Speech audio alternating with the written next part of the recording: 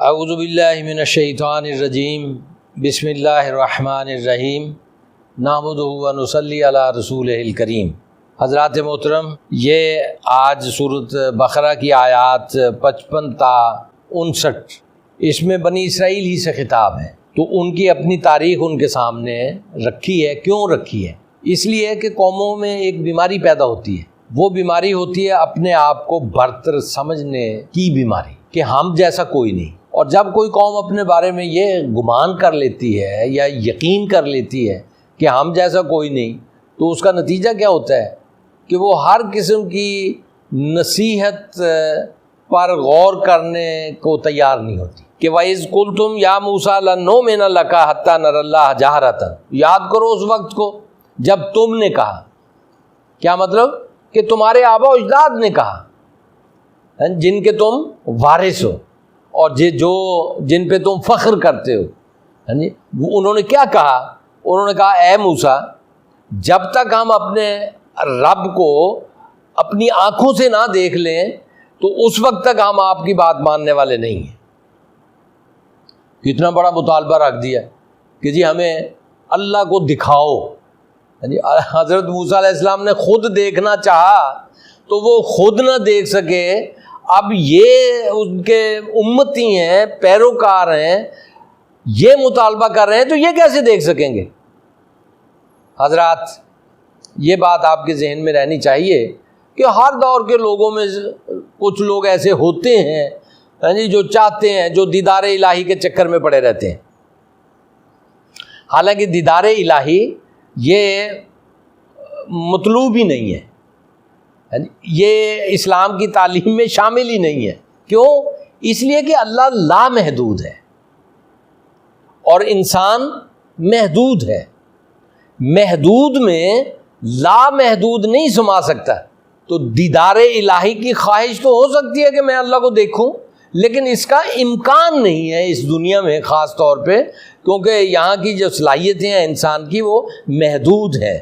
اور ہاں، اللہ ایسی لامحدود صلاحیتیں دے دے اور اپنے آپ کو دکھا دے، نہیں، یہ تو اللہ کی قدرت کا مسئلہ ہوا نا۔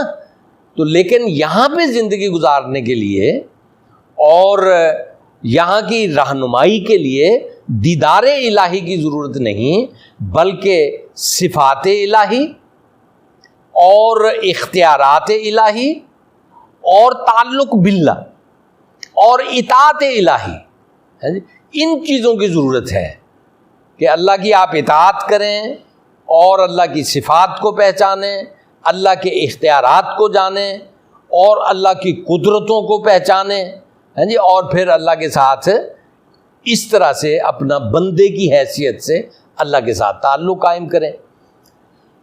تو اب حضرت موسیٰ علیہ السلام کی قوم ہے اور انہوں نے بھی یہ مطالبہ داغ دیا، مطالبہ تو کیا پورا ہونا تھا۔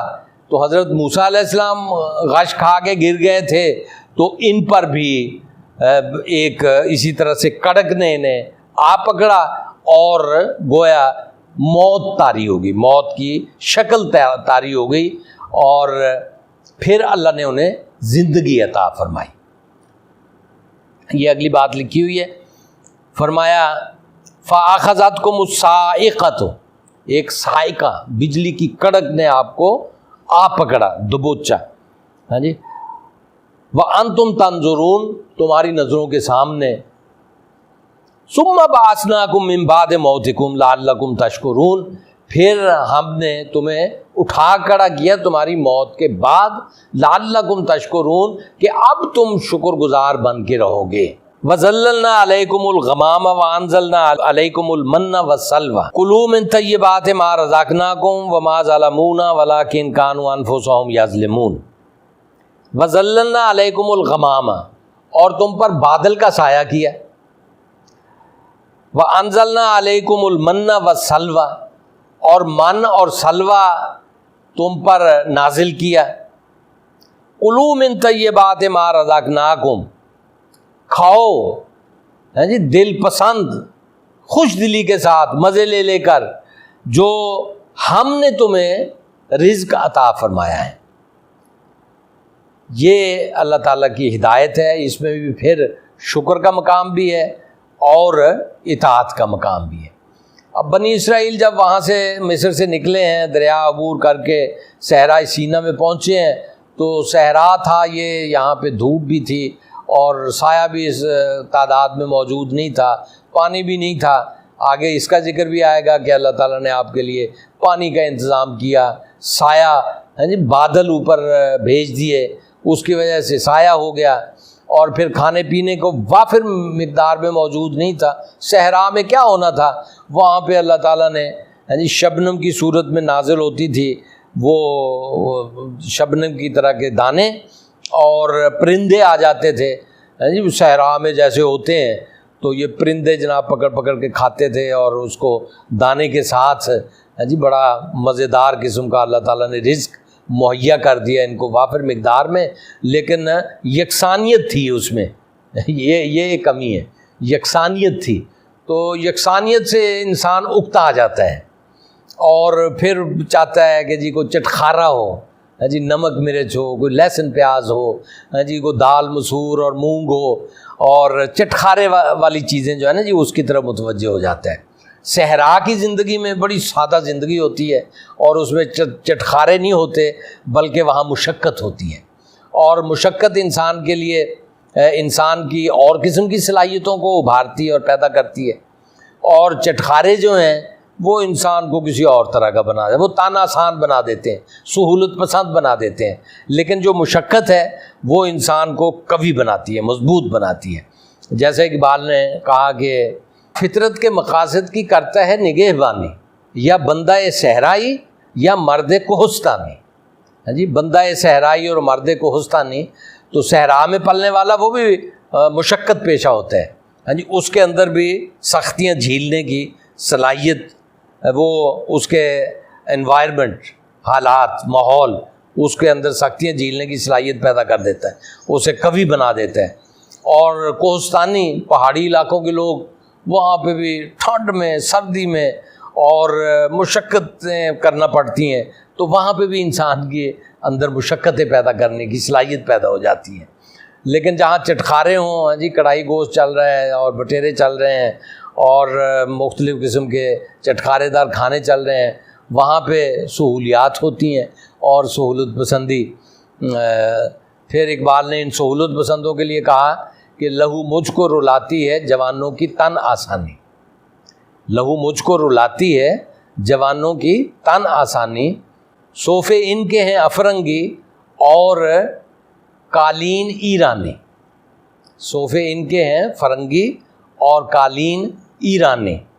صوفے اور قالینوں پہ ان کی زندگیاں بسر ہو رہی ہیں کہ جو ان کو تن آسان بنا رہی ہیں، بجائے خود تو ان کی ممانعت نہیں ہے، لیکن اقبال یہ چاہتا ہے کہ نوجوان ہمارے تن آسان نہ بنے بلکہ مشقت پیشہ ہوں، اور جب بھی جس قسم کے حالات آئیں تو ان کو برداشت کرنے میں انہیں کسی قسم کی رکاوٹ نہ پیدا ہو، ان کے اندر کوئی ایسی آرام طلبی نہ ہو کہ وہ بیٹھے رہ جائیں، بلکہ مشقت کے کاموں میں بھی اتنی ہی سرگرمی دکھائیں تو جتنے وہ آسانی کے کاموں میں سرگرمی دکھاتے ہیں۔ پھر ایک اور واقعہ ہے ان کی تاریخ کا، وَإِذْ قُلْنَا، جب ہم نے فرمایا اُدْخُلُوا هَٰذِهِ الْقَرْيَةَ، اس آبادی میں داخل ہو جاؤ، فَكُلُوا مِنْهَا حَيْثُ شِئْتُمْ، بس کھاؤ پیو پھر جہاں سے تم چاہو، راغداً، با فراغت، وَادْخُلُوا الْبَابَ سُجَّدًا، ہاں جی، بس یہ ہے کہ اکڑ پھون دکھاتے ہوئے داخل نہیں ہونا، بلکہ سر جھکا کے اللہ کو سجدہ کرتے ہوئے داخل ہونا ہے۔ وَقُولُوا حِطَّةٌ، اور کلمہ جو آپ کی زبان پر جاری ہو وہ کلمہ استغفار ہو، مغفرت کا کلمہ ہو، اپنے گناہوں کی معافی مانگتے ہوئے، اپنی خطاؤں پہ ندامت کا اظہار کرتے ہوئے، اور اللہ تعالیٰ سے بخشش مانگتے ہوئے داخل ہونا ہے۔ نغفر لکم خطایاکم، ہاں جی، جو چھوٹی موٹی خطائیں تم سے ہو جائیں گی ہم ان کو معاف فرما دیں گے، یہ اللہ تعالیٰ فرماتا ہے۔ وَسَنَزِيدُ الْمُحْسِنِينَ، اور جو اطاعت کو اعلیٰ ترین درجے میں کریں گے، جو بہت ہی اچھی اطاعت کریں گے، جو اچھا عمل کریں گے، جو عمل کو بہت اعلیٰ ترین درجے میں ہاں جی وہ بجا لائیں گے اس پر، یعنی جن کے اندر عاجزی بھی ہوگی، انکساری بھی ہوگی، استغفار، اللہ سے معافی بھی مانگیں گے، ہاں جی بڑا کام کرنے کے باوجود یعنی اللہ کے مقابلے میں اپنے آپ کو اللہ کا بندہ ہی سمجھیں گے، آگے جا کے اللہ کے بندوں پر اپنا حکم چلانا نہیں شروع کر دیں گے، تو اللہ تعالیٰ ان کو مزید عطا فرمائے گا، مزید نوازے گا۔ یہ اللہ کا وعدہ ہے کہ جتنا آپ اطاعت میں بڑھتے چلے جائیں گے اتنا ہی اللہ تعالیٰ آپ کو نوازتا چلا جائے گا۔ لیکن انہوں نے کیا کیا؟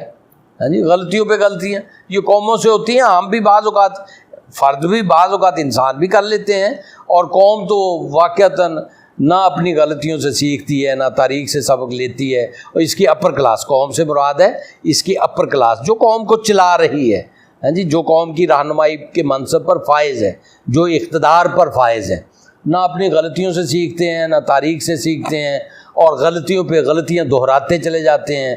ہاں جی ہمارے گرد و پیش کے ممالک ترقی کے منازل طے کرتے ہوئے کہیں سے کہیں پہنچ گئے، ہماری گاڑی جو ہے وہ وہیں پہ پھنسی ہوئی ہے کہ تھوڑا سا آگے جاتی ہے، تھوڑا سا پھر پیچھے آ جاتی ہے، ہم وہیں۔ اور یہ ہمارے اپر کلاس جو ہے، رولنگ کلاس، ہاں جی جو قیادت پہ بیٹھے ہوئے ہیں، خاندان، یعنی ہر دور میں جو وزیر، مشیر اور ممبر اور سینیٹر رہے ہیں، یہ ان کا کیا دھرا ہے، ہاں جی اپر کلاس کا، اور عوام ان کو بھگت رہی ہے۔ تو یہ ذرا میں اس بات کو واضح کرتا ہوں، لیکن عام بیانیہ یہ ہوتا ہے کہ قوم کو مخاطب کر کے کہا جاتا ہے، عوام کو جو بیچارے بے اختیار ہیں ان کو کہا یہ تمہارا قصور ہے۔ ہاں جی میں اس کو ذرا فرق کرتا ہوں کہ یہ عوام کا قصور نہیں ہے، یہ خواص کا قصور ہے، بالائی طبقے کا قصور ہے، حکمرانی کے اوپر فائز لوگوں کا قصور ہے، ان خاندانوں کا قصور ہے کہ جنہوں نے قیادت سنبھالی ہوئی ہے۔ ہر دور کے اندر ہی جو وزیر اور مشیر اور ممبر اور سینیٹر ہوتے ہیں، اور کبھی ادھر کبھی ادھر، کبھی ایک پارٹی میں کبھی دوسری پارٹی میں، تو ان کا قصور ہے یہ۔ تو انہوں نے کیا کہا؟ فَبَدَّلَ الَّذِينَ ظَلَمُوا قَوْلًا غَيْرَ الَّذِي قِيلَ لَهُمْ، بس بدل ڈالا ظالموں نے وہ لفظ، ہاں جی جو انہیں کہا گیا تھا اس کے غیر سے۔ یہ حتتن کہا گیا تھا نا کہ بھئی معافی مانگتے ہوئے داخل ہونا، سر جھکا کے اللہ کے سامنے عاجزی کے ساتھ، انہوں نے ہنتتن بنا لیا۔ روایات میں یہ آتا ہے ہنتتن، ہنتتن کا معنی گندم، ہاں جی کھاؤ پیو، اور کھانا پینا جو ہے نا وہ مقصد بنا لیا۔ فَأَنزَلْنَا عَلَى الَّذِينَ ظَلَمُوا رِجْزًا مِّنَ السَّمَاءِ، تو ایسے ظالموں پر اللہ نے آسمان سے عذاب نازل فرمایا، بِمَا كَانُوا يَفْسُقُونَ، اس فسق کے بنا پر جو ان سے صادر ہوا۔ فسق کا معنی اللہ کی کھلی نافرمانی۔ اللہ نے تو عاجزی اختیار کرنے کو کہا، انہوں نے تکبر اختیار کیا۔ اللہ نے سر جھکانے کو کہا، انہوں نے گردن اکڑا لی۔ اللہ نے کہا کہ میرا حکم مانو، انہوں نے اپنا حکم منوایا، اپنا حکم نافذ کیا۔ انہوں نے کہا لوگوں کو آزاد ہونا چاہیے، یہ حکمران طبقے نے لوگوں کو غلام بنا لیا۔ تو یہ فسق ہے۔ پیچھے بھی یہ آیا ینقضون عہد اللہ من بعد میثاقہ، یعنی اللہ کے ساتھ عہد تو کرنے کے بعد توڑ دینا، یہ فسق ہے۔ وَيَقْطَعُونَ مَا أَمَرَ اللَّهُ بِهِ أَن يُوصَلَ، اور اس کو کاٹ دینا جس کو جوڑنے کا اللہ نے حکم فرمایا ہے۔ وَيُفْسِدُونَ فِي الْأَرْضِ، اور زمین کے اندر فساد پیدا کرنا، جبر کا نظام قائم کرنا، لوگوں کو مجبور کرنا اپنی اطاعت پہ، اور ان کو آزاد زندگی بسر کرنے کے مواقع نہ دینا، ان کی محنتوں کا استحصال کرنا، یہ فساد ہے۔ تو یہ فاسق یہ کام کرتے ہیں، تو اس فسق کی وجہ سے پھر اللہ تعالیٰ ان کو دنیا کی قیادت سے ہٹا دیتا ہے۔ وآخر دعوانا ان الحمد للہ رب العالمین۔